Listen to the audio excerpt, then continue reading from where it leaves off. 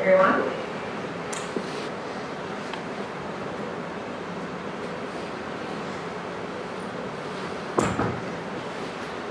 So when I started to do this, people said to me, well, you were struggling with gambling. What does that have to do with me? What does that have to do with the UN? I think that,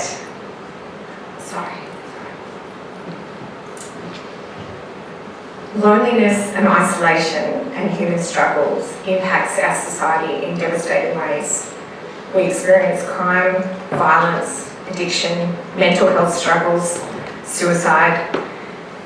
We all know someone who is struggling or has struggled, yet our normal everyday vernacular does not reflect this. We talk and post on social media like nothing's wrong, and if something is reported, huge social stigma, shame, and other barriers of judgment make it unappealing for people to want to reach out and access help, let alone identify as having a struggle in the first place. We rely on systems in our everyday life, in business, in school, yet we don't really have a system for how to live, or not that one that's constructive around human error. Yes, we have laws and rules and policies, but I know firsthand what it feels like to be socially judged and feel like I'd made too many mistakes that I could never come back from. I thought that therefore I had disqualified myself from a normal life. Every day I encounter attitudes that are destructive to our societal well-being. There's the attitude of, well, that's not how it's done. The attitude of the deserving poor. The once an addict, always an addict mentality. And that struggle equals weakness. There needs to be a better way of dealing with life and the way we handle this topic, because our fast-paced world with stress piled so high, especially on young people, we need to be on the front foot and not be a reactive society. Now, I fell into hopelessness as a result of my struggle. I tried to get help and it didn't work. So many people are stuck there because they don't really know what they're trying to fix. If we only focus on the manifestation of the pain, we miss the core of the person and how they need to be restored and understood. Self-care, self-awareness and self-esteem are the issues we're ignoring and neglecting. In normalising environments and attitudes harmful to our well-being. Overwhelm is the thief of passion and purpose. It creates apathy and it's the precursor to addiction and mental health struggles. Right now, while someone might come out and openly admit that they have an addiction or a mental struggle, they will say, I'm overwhelmed at work. They will say, I'm overwhelmed with the kids. They will say, I'm overwhelmed at school. We hear it, we just don't pay attention to it. Or we just enlist poor coping mechanisms to try and just keep existing.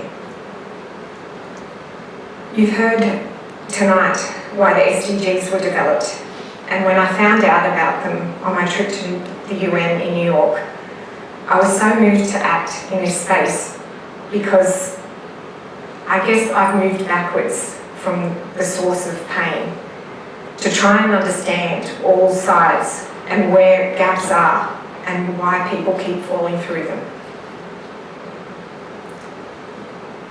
Then I looked at what needed to be done to prevent these outcomes.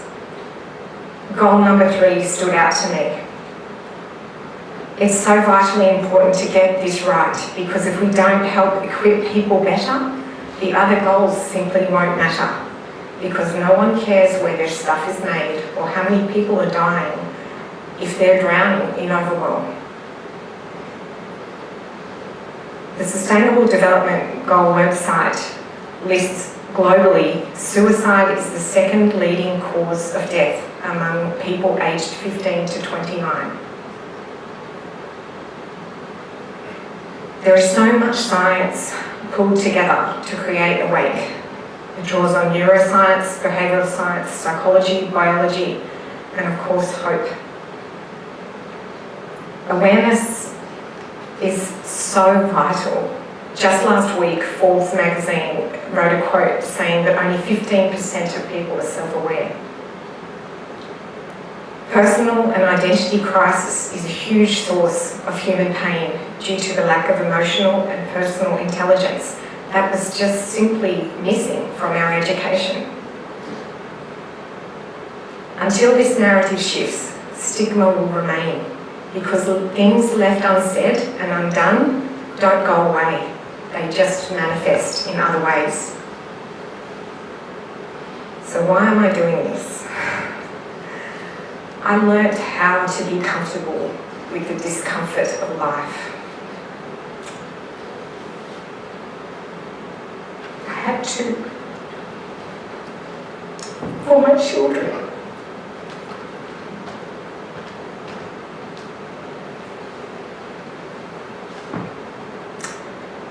And it's incredibly liberating to be okay with being human.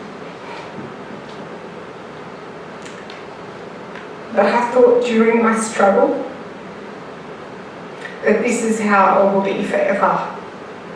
And I simply couldn't endure it any longer. In treatment, I was met with stats about winning and losing and shown cycles of addiction. The stats meant nothing to me because I knew that I had won 10,000 in one press. So telling me I had a 1 in a million chance of winning a jackpot was just not effective. The whole cycle of addiction got me so confused that I felt that it was something I could never escape. That breeds hopelessness.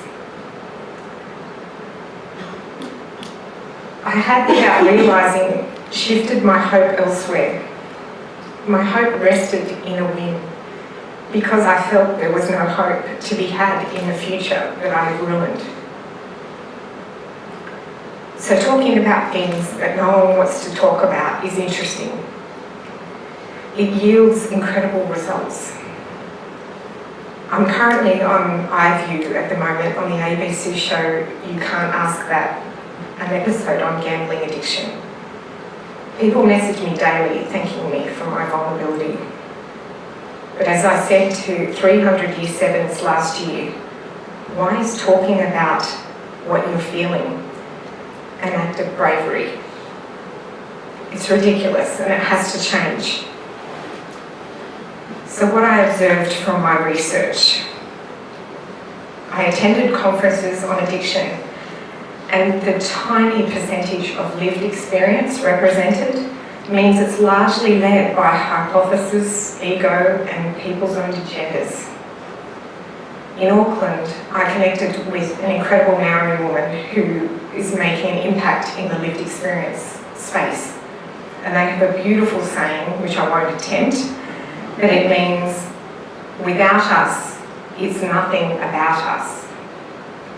Meaning, she pushed her way through to be heard in a space where she was made feel little and small because she came from the lived experience. But if you don't include people that have gone through it, then you don't yield new outcomes.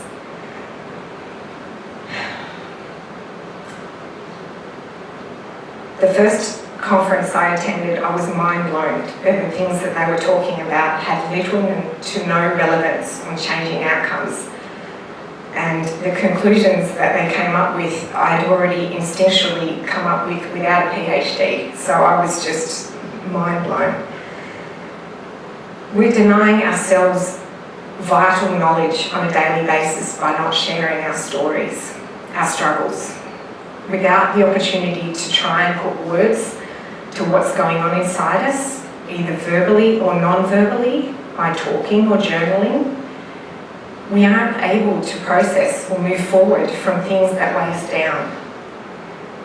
Normal life struggles that are designed to grow us become too much for us to bear.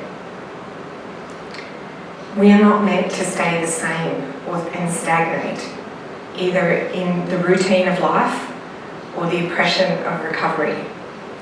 We're meant to stay awake to life and help others along the way. Engagement with people's own unique gifts and what they are passionate about in the SDGs is exciting because it connects everyone globally with all the other nonsense, the boxes, the labels, the stigmas put to the side in the pursuit of no one gets left behind. Right now, people are getting left behind at a rate of 8 Australians a day taking their life. The intense need for connection is so great that people are connecting in all kinds of unhealthy things, groups, thoughts and outcomes to just try and feel normal, to feel connected. People are identifying as their struggle or diagnosis rather than being okay with being human. I believe the struggle or the diagnosis should be like a Snapchat message, there for just a moment to understand one's own needs or that of another and then gone, so that the person can get on with being human. Awake, proactively taught, can see many struggles avoided, self-corrected. It's just so liberating to get control of your mind and your body. Resilience, humility, compassion, the freedom of mind and self, the ability to see a person and not the outcome of their pain, all come from being awake. Looking at the big picture and what's going pear-shaped in our society, wanting different outcomes but still going about it the exact same way, is the very definition of insanity. Urgency is the reason we need to act and change our thinking on this subject and come at it from a different way. World Health last month urged developed countries to make mental health a top priority, as Patricia mentioned, because it is the epidemic that is going to take so many people out of our world globally. Talking about struggle with excitement as an opportunity for growth and personal learning should be how it's viewed, because it's simply the body's response to environments that are harmful to our well-being and that we're just trying to exist in. Saying to someone, "What's wrong with you?" is very different to responding with compassion, saying, "It's okay, you're just not awake at the moment and you're experiencing some area of blindness. Let me help you. Let's either get you to help self-correct or help seek effectively." Knowing this and going down the path of being personally, or feeling, when I was going down the path of feeling personally defective, it's just a dead end. Awake is a positive step in achieving what I believe is possible, where good health and well-being for all at all ages is achieved by 2030, so that no one gets left behind. I can't do it alone, and I need help to continue in all of its forms. If you can help the Hope Project, or would you like me to speak at your workplace, school or organisation, please reach out to me. But I urge you to pay attention to the goals and ask yourself what unique gift you have that you're being asked to contribute to humanity, and do that. Thank you for being here tonight.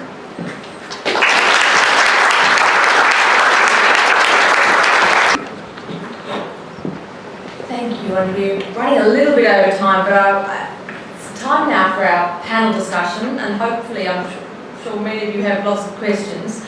I'd like to invite, it's been speaking all afternoon, invite our three speakers up to have a seat for the grilling. Didn't I tell you they were doing words?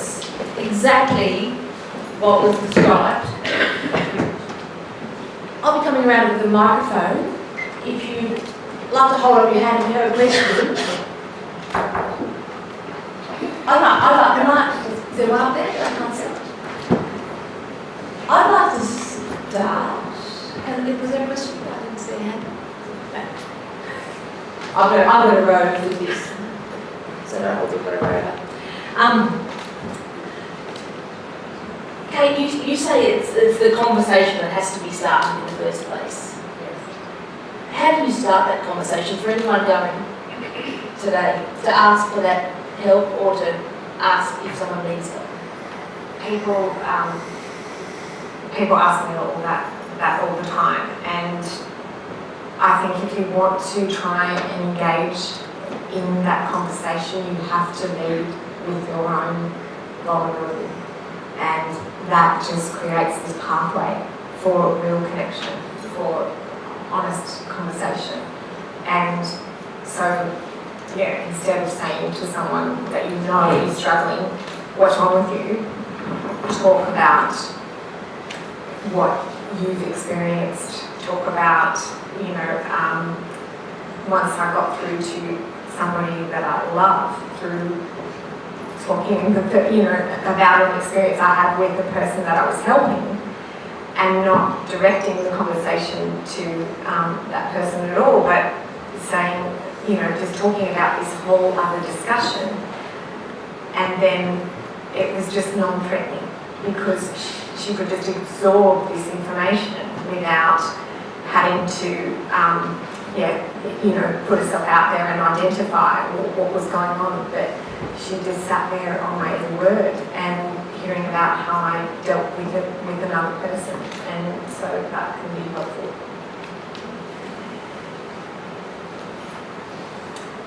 Oh, thank you so much. It's been such an insightful evening. I was really interested in what you were saying about people feeling overwhelmed, and that usually being a symptom of some underlying other issues and other things going on, particularly as an indication for addiction.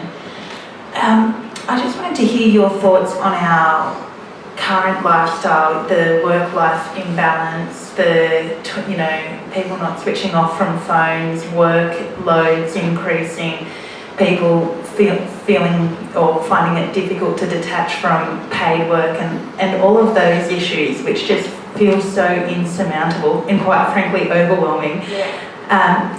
How do we even start to undo that, and how do we change the mindset that is just feels so wedded to that imbalance? Definitely. It starts with self-care. I knew as a busy mum that no one was going to come along and go, oh, now is switch off time, off you go, you've got all this time now for yourself. It just doesn't happen. So I made the conscious decision to wake up at 5, to have an hour to myself before anyone gets up in the house. And to some people that's an extreme measure, but it was me showing up for me and carving out that time for myself to do whatever I wanted that was soul restoring.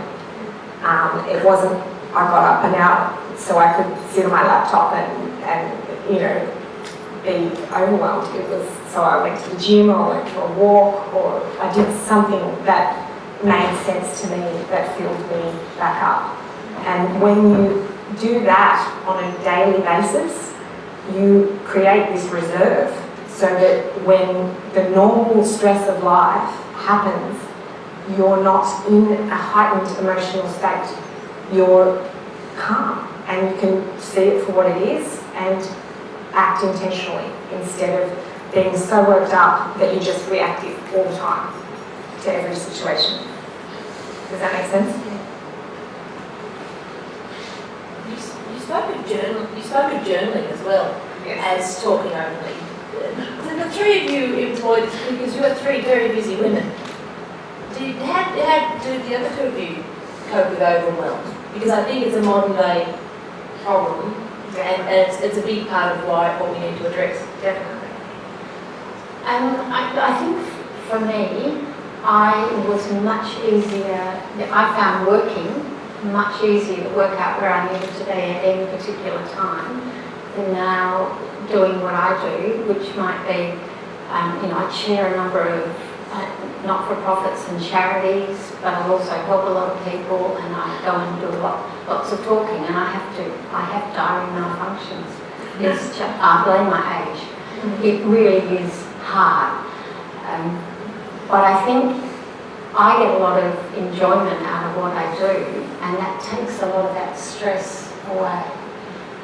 If I'm overwhelmed, it's because I've actually taken on too much, but my head tells me that it's actually going to be okay to move a client or move someone that wants to talk to me because I've just got too much in my day. And when you're not getting paid and you bring them up and say, I'm really sorry, I've just double booked, they're really great. And usually it's giving them 5 minutes in their day as well. So I don't get overwhelmed. I think that comes with so-called retirement. I would agree with what Diane and Kate said. That for me, definitely I believe that self-care is one of the most precious areas that for each of us we have to devote more time and energy to. And because it is self-care, it is about yourself. Each person has their own individual needs, and self-care is different for each person. I had accumulated quite a lot of stress after spending 20 years in war zones, and as you can imagine, I had seen my sort of share of violence and conflict and tragedy, and it had an enormous effect on me. I had to find my own ways of being able to deal with that level of stress, and a lot of it was being able to, as Kate said, being able to make time for yourself. And in my case, I found being able to connect back with nature was an important aspect, particularly for me. I grew up by the beach, coming from Sydney, and I had a very strong connection with the sea. And I lived in lots of countries that were landlocked, and I missed the sea terribly. So every time I had a chance to come back, and I was back in Australia, I'd spend most of my time by the sea, into the sea, spending time on my own, walking and swimming. And I think with all aspects of nature, whether it's in the forest or the trees or just going to your local park, I think that connection with nature helped me a lot. And I think it's looking for balance all the time in being able to have that ability to, as Kate said, it's renewing energy for yourself to be able to have a sort of layer of, I call it resilience, to deal with the sorts of pressures that you get in life, so that you have that buffer to be able to handle the stresses in your day, and you can be able to have that coping strategy, survival strategies. And I was fortunate that the refugees that I was working with for most of my life were actually my main teachers of giving me that strength and resilience. So I learned more from the people I was helping than I could ever give to them. And I think that's one way in which we also can be able to help, and why it's so important to be able to gain strength from being able to help others, because you do get strength back. And I think that's one of the ways in which we can develop our self-care as well. Thank you. First of all, congratulations to Questacon. I must admit, every school holidays without fail, I have 6 or 10 grandchildren come and visit, and top of their list is Questacon. So I've been here every school holidays for the last 14 years. And I think it's wonderful in terms of that education that you've taken on the sustainable goals, because they are so important. And congratulations to all the panel. And Kate, I've got a question for you, because I think, you talked about suicide, and it is epidemic, and without even thinking, I can think of 5 people and I know. And I'm sure everyone here tonight can think of that. And I think sometimes they just miss that opportunity to pull out. And I was just wondering, I'm not expressing that right, to choose another path. And I was just wondering, what was the trigger, or what was the step that sort of made you say, okay?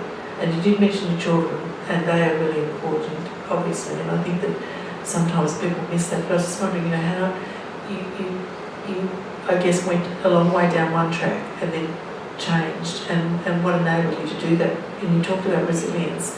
What was that in you that made you make that choice? My family motto growing up was winners never quit and quitters never win. And that has served me well as far as resilience. Gambling, not so much. But that, I've always had that there's got to be another way attitude. And it frightened me being at that point. I was mentally, physically, emotionally overwhelmed to the point of I can't be here anymore. And I'm grateful for our 6th child because she kept me here. That's the only reason why I'm still sitting on this stage, was I was pregnant with her. And I felt enormous frustration in that point of pain, just not wanting to be here anymore, but wanting to have hope, wanting to be the mum that I wanted to be for my kids. And so going along to treatment the morning after I almost didn't come home, I wasn't hopeful. I thought I would just buy time until she was born. But thankfully, that counsellor saw me, and she asked me a question that really changed the way I saw myself. And she asked me to name 10 things that I liked about me. And up until that point, I had no conscious awareness that I had no self-esteem. It might have seemed obvious or sound obvious to somebody in a group of addiction, but that's the self-awareness that I'm talking about. People don't have that conscious thought of what's really going on. And so having to draw on compliments that people had paid me, that I'd actually let ricochet off, because I thought if you really knew me, you wouldn't say that. But it was recognising that other people could see me. I had just lost sight of myself. So that list was my ground zero, and I built from there.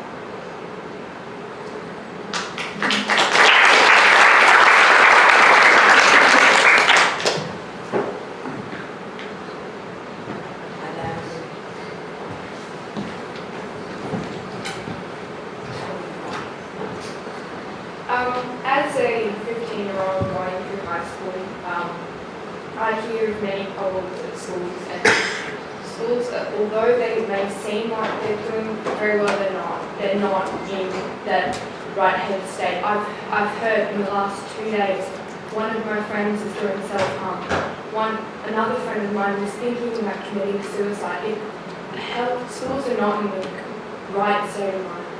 And it's awful. And me being an active bystander, how would you talk, or how would you give advice to someone who is going through those things, giving those thoughts at a younger age?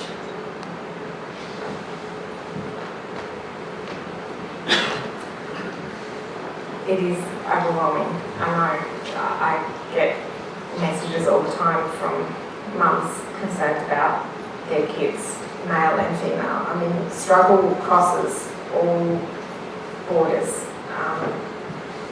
It's help seeking is crucial, but trying to restore that that person's sense of self is what we have to try and tap into more effectively. I know that at school everyone tries to fit in or feel normal, but it's that uniqueness that everybody has that isn't even a thought process anymore. No one is okay with just being themselves. And I supported the Just Be revolution that's started just last month. That if we don't make it okay for people to be okay with themselves, then they're going to compare. And comparing just makes no sense because no one is the same and we're unique by design. So I think that that's something that needs to be fostered more, is our uniqueness and how we're going to contribute that, looking forward, being part of the human family, not being stuck in our own stuff. And Thank you for that question. And are you happy to stay, or we might have these last two questions and then we can take it outside? Is that all right? Just staying on the age theme, the full title of Goal 3 is to ensure good health, well-being for all at all ages. So I have a look around the room and there's a common theme with the age of the members in the room. How do you think we best engage youth in the global goals? Especially considering the comment was made earlier that most Australians have no idea what they are or what they're about. And I would also say there's a certain generation, probably the perpetrators of global degradation, so why should the youth listen to us?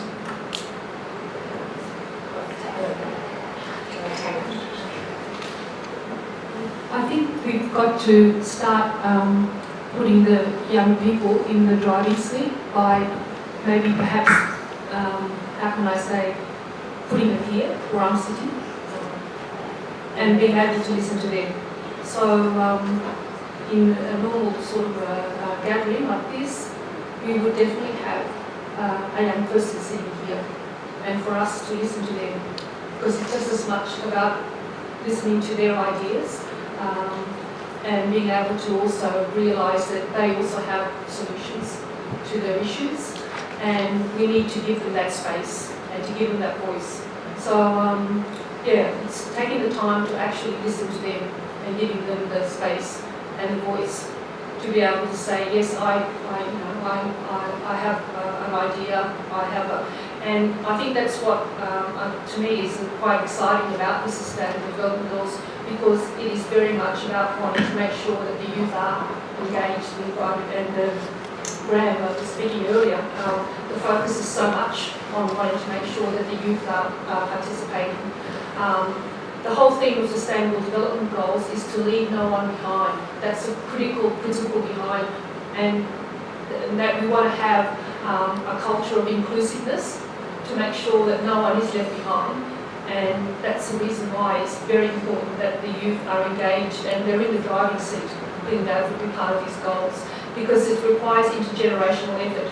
And I think that's an important aspect in which these goals, I think, for many of us, are really quite exciting, because we're wanting to ensure that there's participatory and inclusive approach to maximising voices to be able to get the success and achieve the goals.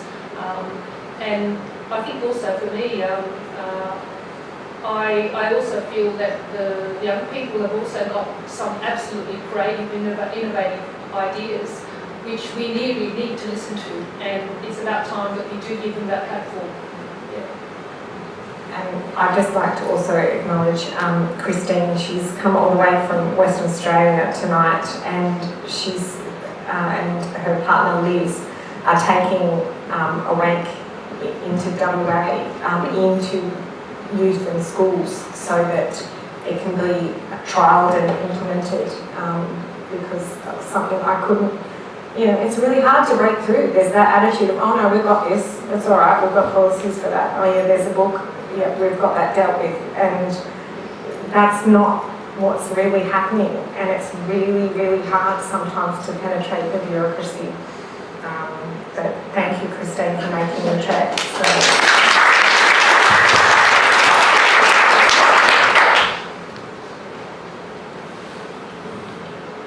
Hi, this question is particularly for Kate. You spoke about self-care as being the starting point for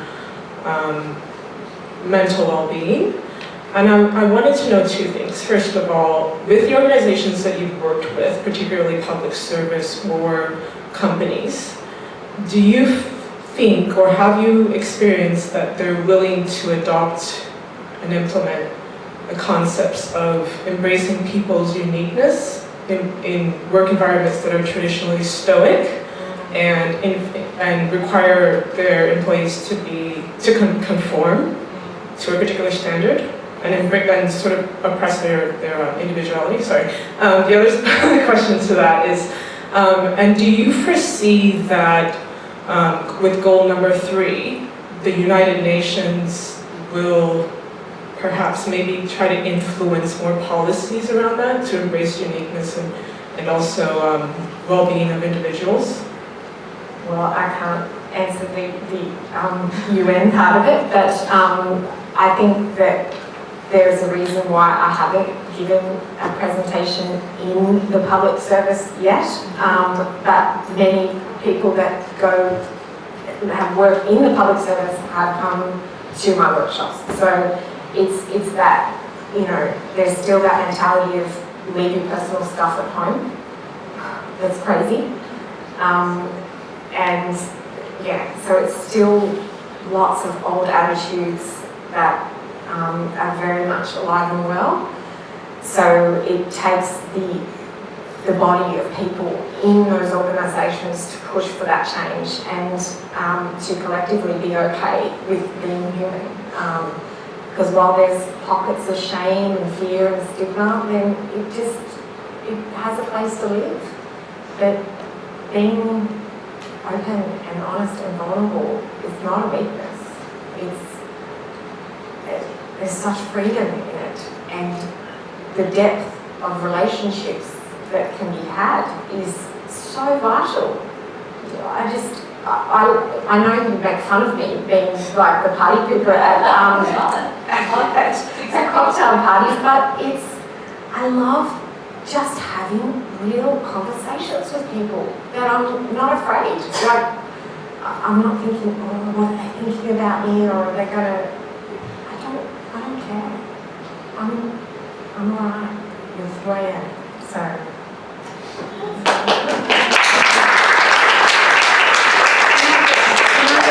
Can I just add to that one?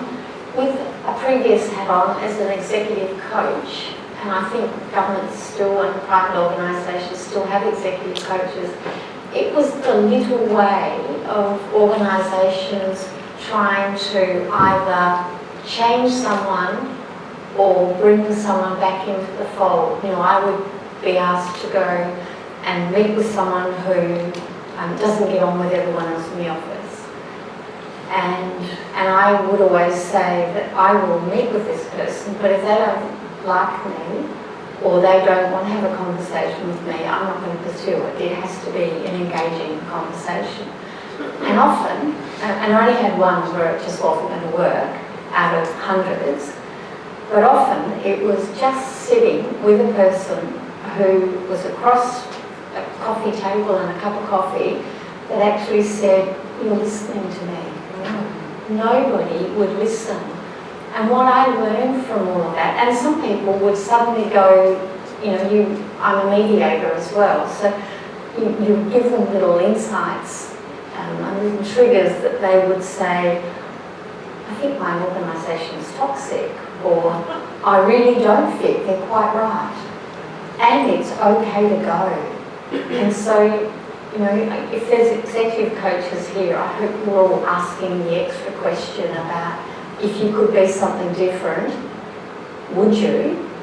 And if you want to be exactly who you are, can you be it here and comfortable? And if you can't, then how do I help you get where you want to go? And I don't think we do enough of that in our workplace. And often we don't do enough at home with our kids and our loved ones as well.